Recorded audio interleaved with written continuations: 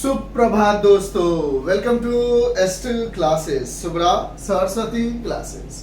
तो हमने आपको क्लास 10th के रिगार्डिंग बहुत सारी चीजें ऑलरेडी पढ़ा दी है, ठीक है।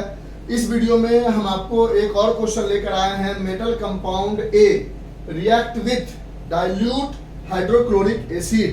समझेंगे आराम से, देखो, क्योंकि हमारे पास स्मार्ट बोर्ड नहीं है, हमें भी दिल करता है कि एक साथ एक वीडियो बनाए जिसमें पूरा इंपॉर्टेंट क्वेश्चंस कर दे, लेकिन उसको लिखते समझाने में बहुत टाइम कंज्यूम हो जाएगा, 4-5 घंटे हो जाएंगे और आपके पास आज लास्ट दिन है, इसलिए हम एक एक क्वेश्चन करके बताते हैं। हमने आपको ऑलरेडी इलेक्ट्रिसिटी पूरा बता रखा है, केमिस्ट्री में लगभग सारी चीज़ें बता रखी है, फिजिक्स में जितना हो सकता है इंपॉर्टेंट चीजें हमने बता रखी है। क्वेश्चन कर करके आपको हम चीजों को समझाने की कोशिश करते हैं जहां आप फंस सकते हो, ठीक है। तो सबसे पहला यहाँ पर हमारे पास क्वेश्चन है, कहता है metal compound A react with dilute hydrochloric acid. कोई एक मेटल का कंपाउंड है, सिर्फ मेटल नहीं है, मेटल का कंपाउंड ए है जो रिएक्ट किससे कर रहा है, डाइल्यूट HCl से। अब आप सबसे पहले डाइल्यूट का मतलब जानते हो। डाइल्यूट का मतलब होता है जहां पर 90 to 95% वाटर हो और 2 to 5% यानी अप्रोक्सीमेटली 5% एसिड हो। जहां मोर क्वांटिटी ऑफ वाटर हो, लेस क्वांटिटी ऑफ एसिड हो।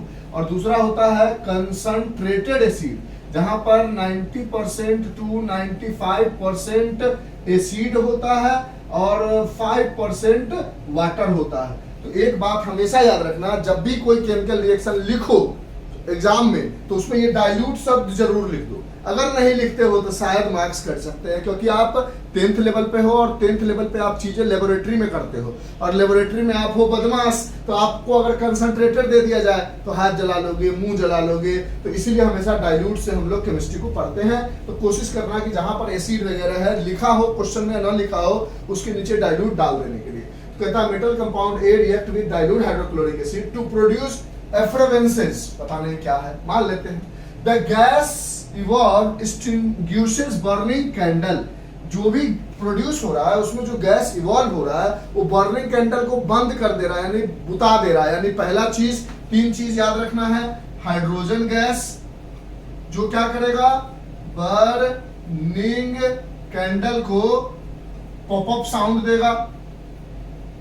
दूसरा याद रखना है ऑक्सीजन गैस जो हेल्प करेगा इन बर्निंग कैंडल। बिना ऑक्सीजन के कैंडल बर्न नहीं कर सकता है।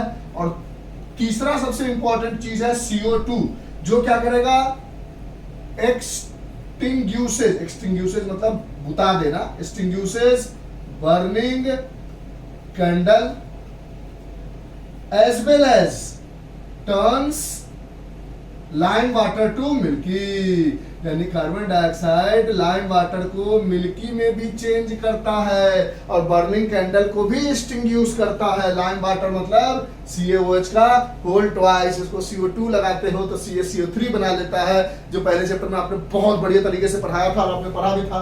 कहता है metal compound A react with dilute hydrochloric acid to produce gas evolve. जो गैस इवॉल्व हो रहा है वो बर्निंग कैंडल को एक्सटिंग्विश कर रहा है, तो हमारे पास कार्बन डाइऑक्साइड है। Right the balanced chemical equation for the reaction if one of the compound form is calcium chloride. कोई एक कंपाउंड है जो कैल्शियम क्लोराइड बना रहा है, यानी CaCl2, क्योंकि Ca का होता है 2+, Cl का होता है 1-, ये इधर, तो CaCl2 बना रहा है। यानी प्रोडक्ट में दोनों चीजें हमें पता है। अब रिएक्टेंट में ये भी पता है। मेटल कंपाउंड ए क्या होना चाहिए, तो याद रखो, जब भी कार्बन डाइऑक्साइड गैस निकल रहा होगा तो आपको कार्बोनेट जरूर होगा और मेटल की जगह Ca है, यानी मेटल कंपाउंड ए CaCO3 रहा होगा। That's it. कैसे पता किया हमने?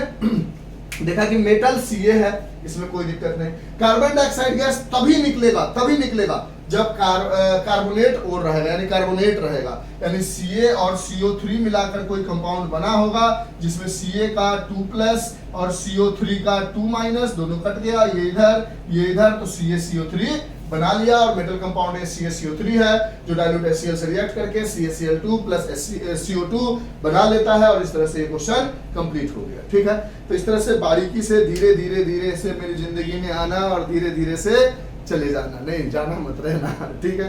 लिख लो इसको। Bye, have a nice day, enjoy, take care, stay home and stay safe. Bye, thank you sir.